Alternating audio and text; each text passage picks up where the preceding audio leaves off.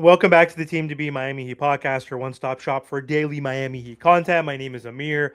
So there's a scenario floating around right now that if the Sacramento Kings decide to buy out DeMar DeRozan, the Miami Heat could potentially be interested in signing him for basically nothing. And on the surface, it sounds like a classic Miami Heat move, going after a veteran scorer, someone who's a mid-range assassin, a guy with playoff experience. He's a culture guy. He would definitely fit in with this Miami Heat team.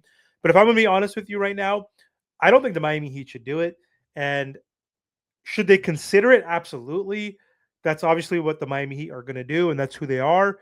But in my opinion, I wouldn't do it. But before we really break down whether DeMar makes sense for the Miami Heat roster, I do want to thank today's sponsor, Underdog Fantasy, for supporting the show. Because when we talk about players like DeMar, we're talking about a veteran who's still putting up really good numbers. He still fills the box score and he still delivers when it matters. And that's exactly why I love Underdog. Underdog is simple to use. You pick whether your favorite players are going to score higher on stats like points, rebounds, assists, or steals. And if you get your picks right, you can win up to 5,000 times your cash. And this week, NBA is finally back after a long All-Star break. And so I'm picking Cade Cunningham to go higher on rebounds and Jalen Johnson to go higher on points. So if you want to get in on the action, download the app today and use promo code TEAM to beat to score $75 in bonus entries when you play your first $5.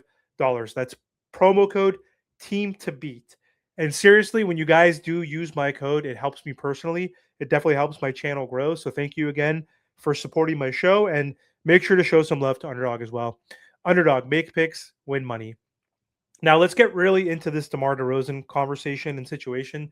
And on paper, again, it makes sense adding a veteran scorer, and he's someone who's averaging 19 points per game and 4 rebounds, a few assists on a tanking team. They've basically shut down Zach LaVine. Sabonis is out now, and he is the last guy basically left on this roster that's a veteran. So when you look at the Miami Heat's roster and where this team is headed, we're 29 and 27. We're eighth in the East. And I'm not sure this is the smarter move. I think there's smarter moves. But first, let's provide some context. This is all speculation right now.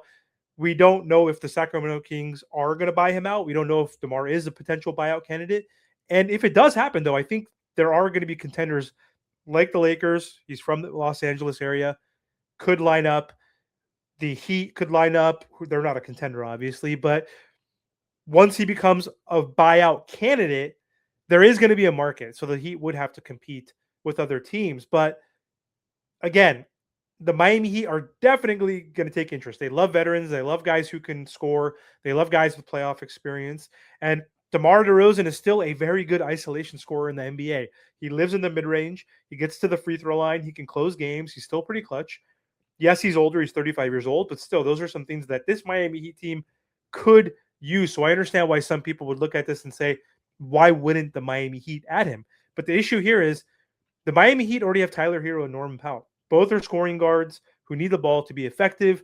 Herro especially needs the ball in his hands. He needs reps. He's only played 11 games this year, so you need him to get back in rhythm. And in order to do that, he needs the ball in his hand. You don't want a DeMar DeRozan to take away from that.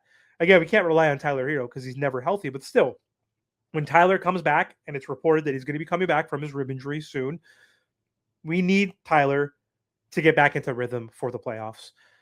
Norman Powell, he's on an expiring deal, so we do need to evaluate him. So do you want to ask this question? Where is DeMar's minutes going to come from? Because he's not going to be coming here to play off the bench necessarily. He's 35 years old. He's still productive. He still has a name. He's a former All-Star. If you bring him in, he's taken away from usage. He's taking shots away from, again, Herro, from Pella, from Jaime, for whoever. He's going to want to play in the closing minutes, so that takes away from the younger guys like Pella, like Jaime, who've been closing. That takes away from developmental growth and reps. And that's where I start to push back. That's the real reason why I say no, because if you're Miami right now, are you really one DeMar DeRozan away from making a splash in the playoffs? You're in that weird, mediocre in-between stage. We're stuck in play-in purgatory. Can he help us perhaps avoid the play-in and get the 6 seed? Possibly, yes, because the Heat are only 2 or 3 games back from like the 6 seed. So we're still in contention. But because we have a roster of young guys like Jaime, who's playing like a sixth man. Jovic has been horrible, still in the rotation. You still got to try to develop him because of that horrible contract and extension.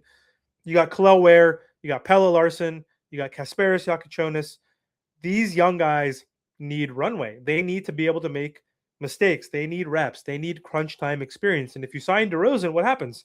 You're right back to let's squeeze everything we can out of the veterans and hope it works. Let's play Fontecchio. Let's play DeMar. Let's play Andrew Wiggins. Let's play Norm. Let's give all the veterans time and not allow the young guys to develop. And are we building something sustainable? Or are we just patching holes through the buyout market? And I'd rather unlock the young guys and play the kids, even if it means growing pains and dealing with Kalel Ware's pain, growing pains. That's just something I'd rather focus on, is just developing the youth, and even losing a few games and not even making the play in, honestly. Like, I'd rather get a better lottery pick in one of the best drafts we might ever see. But we know the Miami Heat, they don't tank. They never wave the white flag.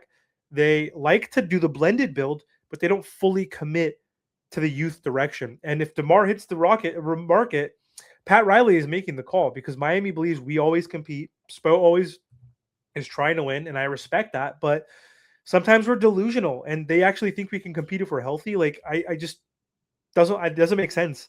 Honestly, this team is just so mediocre. I don't think they're going to be able to compete. So I think you definitely don't do it, because again, this is not 2020 or 2023 where we're one piece away from like really making opportunity to win a championship, when we had Jimmy Butler, when we had Bam Adebayo and Tyler Herro playing together. Like, right now, it's just a marginal move that can make us better for a few months at the cost of development, rotation clarity, future identity. What are we going to do with his contract? Are we going to pay him over Norm? Like, I don't understand. Like, I'd rather have Jaime get the reps. I'd rather have Tyler get the reps as he comes back and let the young guys play. I'd rather have Pelle play, honestly, as a wing player over him. So my answer is no, don't do it. But Heat Nation, let me know. What do you guys think? Like, I absolutely wouldn't be mad if we did it, but I just don't think it makes the most sense. So let me know what you guys think. Do you think DeMar DeRozan would make sense on the Miami Heat if he becomes a buyout candidate?